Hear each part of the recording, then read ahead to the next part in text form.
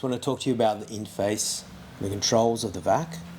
This dial indicates the size of the diameter hose that you have attached to the vac.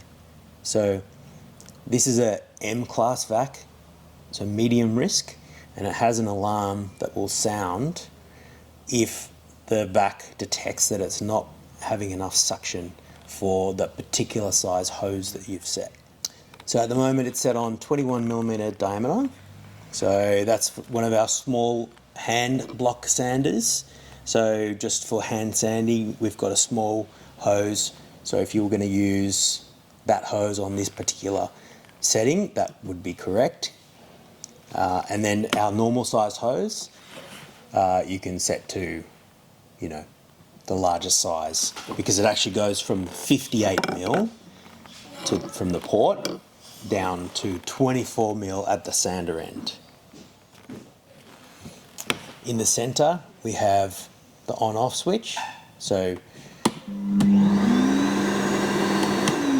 these two switches, this is on with the AFC cleaner, and this is without the automatic cleaner.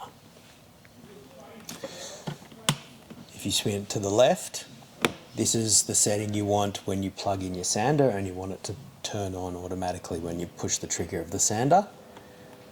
And that's the same, but with the automatic cleaner off. Okay, and this is your power setting. This is your trip switch. So if a tool gets plugged in here that's larger than 1100 watts, it's likely this fuse will switch to protect the vac, and this button comes out and you can push it again to reset it. Okay.